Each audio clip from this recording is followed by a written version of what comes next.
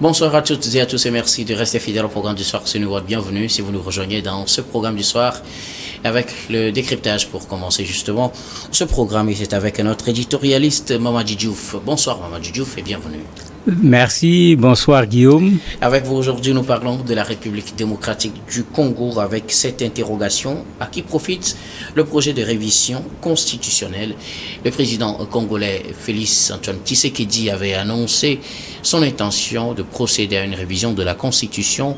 Il a annoncé la mise sur pied d'une commission pour ce faire. Une déclaration qui a suscité beaucoup de réactions dans l'opinion quand on sait qu'au niveau de l'Assemblée, ces députés portent également une telle initiative. Et même dans l'opinion, certaines organisations de la société civile ont fait signer une pétition pour contraindre l'Assemblée à inscrire cela au débat. La question de la révision constitutionnelle est donc d'actualité en République démocratique du Congo. Mais on se demande à qui cela profite quand on voit que les hommes politiques ne partagent pas le même avis sur la question. Et c'est justement la principale question que je m'en vais vous poser. À qui profite le changement de la Constitution en République démocratique du Congo? Si on prend l'adage qui dit « chat échaudé craint l'eau froide », celui à qui profite le changement de la Constitution, c'est bien sûr le président actuel Tshisekedi. Et quand vous regardez l'opposition a fait sienne cet adage dont j'ai parlé. On a vu plusieurs fois des changements, donc des modifications ou bien des changements en bonne et due forme de constitution dans un certain nombre de pays. Cela s'est toujours traduit par une première chose, la remise des compteurs à zéro. L'expression est très bien connue. Un débat sur qu'est-ce qu'on fait de la nouvelle constitution. Elle est rétroactive, elle n'est pas rétroactive. Et au finish, c'est un président de la République qui se retrouve en mesure de prendre un mandat supplémentaire, même s'il avait déjà fait 2, 3 ou 4 mandats. Et puis ça remet le compteur à zéro. Bien sûr, c'est un discours qui est déjà connu, c'est une jurisprudence qu'on a connue dans plusieurs pays, et c'est pourquoi ici, très rapidement, effectivement, pratiquement toute l'opposition de la RDC est tombée d'accord sur le fait qu'ils ne vont pas accepter une modification de la Constitution pour ne pas être rattrapés demain par cette même modification de la Constitution. Et donc, cela profiterait au président Tshisekedi, mais il a assuré, il y a de cela une semaine, que lui, de son intention, ce n'est pas de briguer un troisième mandat, que ça n'a aucun rapport. Pour lui, c'est pour le bien des Congolais. On devrait normalement le croire sur parole. Si je prends la jurisprudence du Sénégal, le président Macky Sall avait dit qu'il n'est pas intéressé par un troisième mandat et tout le monde a vu que finalement il était intéressé. Jusqu'à la fin de son mandat, il a dit que c'est des intentions qu'on lui prêtait. Oui, mais il avait posé la question au Conseil constitutionnel. Le Conseil constitutionnel lui a dit que tu ne peux pas avoir de troisième mandat. Cela n'a pas empêché au président de continuer à dire, jusque dans son dernier discours où il disait qu'il va quitter le Sénégal, il ne va pas être candidat. Il disait qu'il a le droit d'être candidat. En fait, c'est pourquoi j'ai parlé tout à l'heure de jurisprudence. Je donne le cas du Sénégal, mais vous avez plusieurs pays où, combien de fois le président a dit c'est terminé, on bloque, on verrouille, puisque c'est l'expression qui est le plus souvent utilisée sur la question du mandat. On écrit même dans la Constitution qu'on ne peut plus réformer la durée du mandat, le nombre de mandats, etc. Mais on fait sauter le verrou avec une réforme constitutionnelle ou avec une nouvelle constitution et on se retrouve avec un président qui se retrouve avec d'autres mandats. Mais c'est la raison pour laquelle l'opposition congolaise a raison, parce que le croire sur parole aujourd'hui, c'est courir le risque demain de le voir dans une posture de légalité qui lui permette de faire un troisième mandat. Et si vous aviez laissé passer, si vous avez participé au vote ou au référendum pour la Constitution, mais il vous sera difficile en ce moment de dire encore que le président Tshisekedi ne peut pas être candidat. Et c'est comme si l'opposition congolaise ne veut pas se faire piéger. Il préfère jouer la stratégie du tout ou rien. Et ils se mettent dans cette posture d'opposition radicale par rapport à une quelconque modification de la Constitution.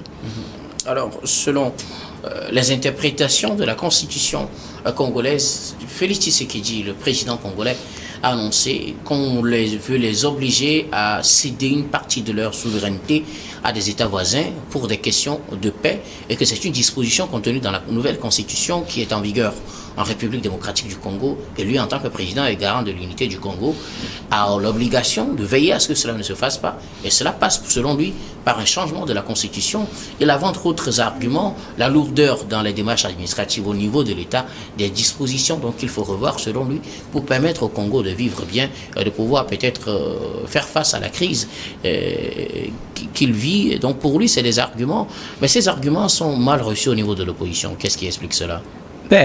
La question de cession d'une portion du territoire pour avoir la paix, je ne crois pas que la Constitution en a fait une obligation. Certainement, c'est une ouverture. Oui. Mais ça veut dire qu'on n'est en rien obligé de le faire. Donc pour moi, l'argument ne tient pas.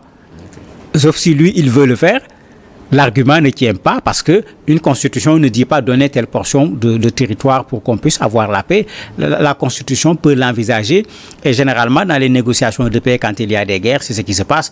On s'attend à cela au niveau de la guerre, par exemple, entre Russie et Ukraine. Mais ce n'est pas la constitution qui va dire donner 40 mètres carrés ou bien donner 400 mètres carrés.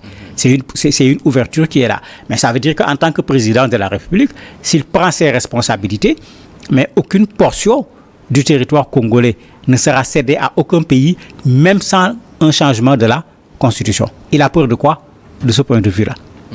D'autant plus qu'ici, il ne faut pas qu'il oublie que lors de son premier discours, quand il venait d'arriver au pouvoir, mais il avait promis de rendre à la RDC son intégrité territoriale. Justement. Ce qu'il est très loin de réussir aujourd'hui. Est-ce que ce n'est pas pour ça qu'il demande une modification de la Constitution, pour pouvoir rendre à la RDC son intégrité territoriale? Mais on dirait que non, parce que quand j'ai lu la réaction de la CENCO, la conférence épiscopale du Congo, là, mais eux, ils disent, attendez, ne vous trompez pas de priorité. Pour eux, la priorité, ce n'est pas de changer une constitution et d'organiser un référendum. L'argent à utiliser, la mobilisation des personnes, le clivage qu'on va créer à nouveau au niveau de la population, eux, ils disent que la priorité est ailleurs.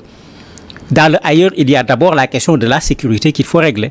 Parce que si on règle la question de la sécurité, si vous chassez ces bandes armées, vous allez céder un territoire à qui? À personne.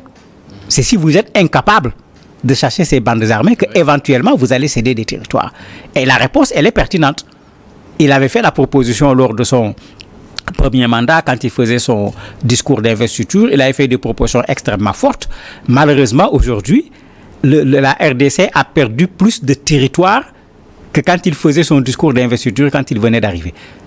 Alors qu'il disait même qu'il va déplacer le quartier général de l'armée, l'amener dans ces zones où il y a l'insécurité. Donc sur ce plan, s'il faut prendre sa parole, voilà une parole qui n'a pas été respectée.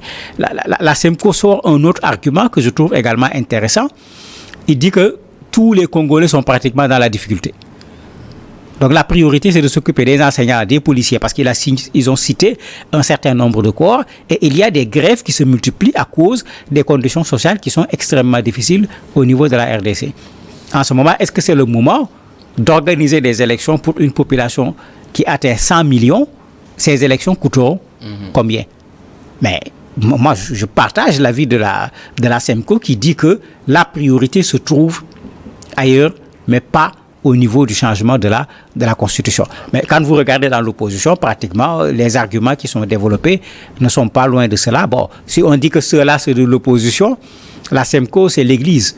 Oui. Cette même Église qui avait combattu à côté de Félix Tshisekedi, à côté de son père, avant lui, et le même combat sur cette question également de Constitution à modifier, à ne pas modifier à l'époque. Mais vous voyez une constance dans la position de l'Église, c'est Tshisekedi qui est en train de vouloir, comme le dit le communiqué de l'Église, amener le pays vers des lendemains qui sont incertains. Alors, pour Tshisekedi, selon les dispositions de la nouvelle constitution, ou du moins de la constitution toujours en cours d'utilisation, celle de 2006, on peut procéder à une modification de la Constitution, soit par référendum, soit par une procédure à l'Assemblée, si le parti ou bien la demande obtient 3/5 des voix des députés. On sait que Tshisekedi pourra facilement mobiliser ce quota. Et donc, peut-être on ne pourrait pas passer par un référendum forcément. Oui, mais il dit qu'il le fait pour le peuple. Ouais. Il n'a qu'à laisser le peuple se prononcer. Parce qu'en fait, il y a ce jeu des politiciens tout le temps. Quand on veut faire une chose pour le peuple, pourquoi le faire à la place du peuple? Il faut laisser le peuple le faire direct. Les députés sont les représentants du peuple. Oui, mais selon ce qu'on nous dit. N'oublions pas que l'élection présidentielle, tout comme les élections législatives, ont été fortement contestées par l'opposition. Mais à ce moment, à quoi faut-il s'attendre? N'oublions pas que c'est le même Tshisekedi, dans son premier mandat, qui, pour avoir la majorité, avait corrompu à vue d'œil des députés pour pouvoir créer son union sacrée qui lui a permis de pouvoir se libérer légèrement de Kabila, qui le tenait un peu par la gorge. N'oublions pas que le même Tshisekedi est devenu président de la République au niveau de la RDC, alors qu'il n'avait pas été élu. C'est Martin Fayoulou qui avait été élu et qui avait obtenu 60% des suffrages. En tout cas, ce n'est pas ce qu'a proclamé la Commission électorale nationale indépendante, la CENI. Ouais, on a vu confirmé par la Cour constitutionnelle. On a vu plusieurs CENI, plusieurs cours constitutionnels confirmer des résultats dont tout le monde savait que les chiffres ne sont pas les vrais. Ici, je reviens sur la CENCO, je reviens sur les observateurs.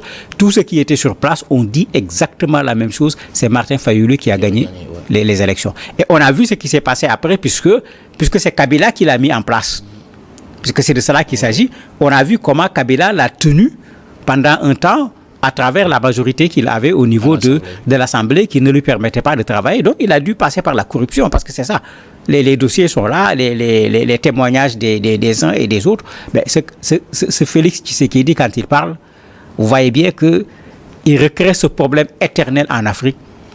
Un homme politique, fût-il le président de la République, quand il donne sa parole, vous allez trouver difficilement quelqu'un pour y croire. Et ça, c'est extrêmement grave au niveau de nos pays. Mais on parle de parjure, on parle de haute trahison quand le président fait un certain nombre de choses. Mais dans nos pays, c'est le quotidien de nos chefs d'État qui, aujourd'hui, ont une parole qui ne pèse pas grand-chose devant la population de façon générale, à pour forte raison devant l'opposition. Alors, une autre question qui suscite beaucoup de débats et dont un article dont les interprétations ne sont pas les mêmes, c'est cette disposition qui empêche toute révision de la Constitution pendant une période d'état de siège ou voilà, des situations de crise ou en état de siège. On sait qu'une partie de la République démocratique du Congo est sous état de siège et cela avait poussé les opposants à dire que compte tenu de telles situations, on ne pourrait pas procéder à une révision de la Constitution. Mais le camp présidentiel annonce que comme c'est pas tout le pays et que ce n'est que 2 provinces qui sont concernées, on pourra le faire. En tant qu'analyste, que dites-vous d'une telle situation? Peut-on considérer la RDC comme étant sous état de siège et donc bloquer le processus? Ou doit-on considérer que c'est juste 2 provinces sur 25 et donc il faut laisser les autres décider du sort du pays? En fait, il y a 2 éléments ici. Il y a la stratégie des politiques qui, quand ils veulent faire autre chose que ce que la Constitution a dit, trouvent toujours une virgule qui leur permet d'amener une autre lecture du texte qui a été écrit. Au Sénégal, la Constitution disait qu'aucun président ne peut faire plus de 2 mandats consécutifs. C'est effectivement ce que le président Macky Sall avait fait. On nous a dit non, la Constitution parle de mandat. Lui, le premier mandat, c'était de 7 ans. Le second, c'était de 5 ans. En fait, c'est un jeu qui est connu, où vous avez tout le temps un constitutionnaliste qui est prêt pour des moyens matériels, jouer à l'apprenti sorcier, interpréter les textes d'une autre manière. Pour moi, la question la plus fondamentale, ce n'est pas quelle est la partie du pays qui est sous état de siège ou pas. Est-ce que c'est la moitié des provinces? Est-ce que c'est 2 ou 3 provinces? C'est d'abord la pertinence de la révision constitutionnelle. Mais quand la révision constitutionnelle n'est pas pertinente, ce n'est pas la peine d'aller chercher est-ce qu'il y a une partie du pays qui est sous état de siège ou pas. Quand cette partie du pays est sous cet état de siège, mais ce que l'on devrait faire plutôt, c'est de suspendre toutes ces affaires de constitution, de restituer l'intégrité territoriale qui, pour moi, vient avant la révision constitutionnelle. Je trouve que ramener l'intégrité du territoire est prioritaire par rapport à une révision constitutionnelle. Mais vous voyez ici, parce qu'on veut coûte que coûte réviser la Constitution, il faut même, s'il le faut, ne pas tenir compte d'une partie du territoire qui n'est pas véritablement aujourd'hui entre les mains du pouvoir central au niveau de la RDC, parce que le M23 avance de plus en plus dans cette partie du territoire, sans compter d'autres mouvements armés qui sont sur place. Pour moi, en fait, c'est un Tshisekedi qui cherche des arguments pour coûte que coûte faire sa modification constitutionnelle, et ça fait partie de pourquoi pratiquement toute l'opposition dit non, en se disant mais quelle mouche l'a piqué subitement. Pourquoi vouloir modifier encore cette constitution alors que d'autres priorités sont là, et sur ces priorités, Tshisekedi n'a pas encore donné de résultats malgré ses promesses. Et la Première ministre conduit une opération d'évaluation de cet état de siège. Si l'état de siège est officiellement levé, est-ce que cela pourrait constitutionnellement autoriser à une procédure de révision de la Constitution, puisque le blocage, en tout cas, au niveau de la Constitution serait levé? Je préfère détacher les deux, parce que la Première ministre s'occupe d'évaluer cela, parce que depuis fort longtemps, tout le monde a dit que l'état de siège n'a servi à rien du tout. Je ne sais pas qu'est-ce qu'elle veut aller évaluer, mais en tout cas, sur le terrain, les populations ont déjà évalué. Vous avez des organisations de la société civile qui ont déjà évalué et qui, avant même que le président Tshisekedi ne parle de révision constitutionnelle, réclament depuis fort longtemps la levée de cet état de siège, qu'on démette les militaires qu'on a mis là-bas au devant, parce qu'ils considèrent qu'eux-mêmes font partie du problème au lieu d'être dans la solution. C'est pourquoi j'ai dit je préfère les séparer, parce qu'on réclamait déjà la levée de l'état de siège. Maintenant, il ne faut pas faire comme si c'est l'état de siège qui empêchait de faire la révision constitutionnelle, et quand on lève l'état de siège, on peut faire la révision constitutionnelle. Moi, je reviens à ce que j'avais dit, une révision constitutionnelle doit d'abord être quelque chose de pertinent. Et quand je dis pertinent, on doit réviser la constitution d'un pays pour consolider la démocratie dans un pays. Alors que si vous regardez ce qui se passe dans nos pays africains de façon générale, quand on révise la constitution, c'est un véritable coup de corne qu'on donne à la démocratie. Et c'est pourquoi on parle de coup d'État constitutionnel à chaque fois, qui donne après naissance à des coups d'État militaires. Il n'a qu'à réfléchir lui aussi, parce que beaucoup de coups d'État constitutionnels ont ouvert le boulevard pour un coup d'État militaire. Il est dans une situation d'insécurité, il n'a qu'à comparer. Le Mali, le Niger, le Burkina étaient dans les mêmes situations d'insécurité. On a vu là où ça a abouti en termes de coup d'État. Faut qu'on arrête d'ajouter de l'instabilité dans nos pays qui cherchent encore la stabilité. Et moi, je pense que Tshisekedi est en train de créer inutilement un problème. Il termine son second mandat, il part. Il y aura un autre de la RDC qui est capable de faire au moins autant que lui, sinon plus. Alors, de façon globale, que faut-il retenir de cette situation en République démocratique du Congo? À qui profiterait cette affaire de révision de la Constitution? Il est clair que c'est Tshisekedi, puisque c'est lui qu'on voit parler de révision. L'opposition refuse, la société civile refuse, l'Église catholique refuse. Qui a accepté pour le moment, à part ses partisans? Ses partisans, justement, j'allais dire. Voilà. Mais quand c'est ses partisans, pour moi, c'est le même panier. Et puis une partie de la société civile, puisqu'il y a une pétition qui a été signée et a été déposée à l'Assemblée nationale pour obtenir que la question soit inscrite au débat. Oui, vous savez, le problème que nous avons avec nos sociétés civiles actuelles, c'est que malheureusement, même dans la société civile, il faut regarder société civile côté pouvoir, société civile côté opposition, et la vraie société civile qui n'est intéressée ni par la prise du pouvoir, ni par la contestation du pouvoir, mais qui agit comme un contre-pouvoir. Et c'est ça le rôle de la société civile. Et j'espère que la société civile au niveau de la RDC ne laissera pas le président Tshisekedi amener ce pays dans un autre conflit, alors qu'il y a des conflits qui sont là en matière d'insécurité qui ne sont pas réglés, qui pour moi sont prioritaires par rapport à une révision constitutionnelle. Merci beaucoup à vous, Mamadou Diouf, d'avoir répondu à nos questions. Et merci également à vous, très chers téléspectateurs, de nous avoir suivis. C'est la fin de ce numéro du décryptage. Je vous retrouve tout à l'heure dans la suite du programme du soir sur Nouveau d'Info.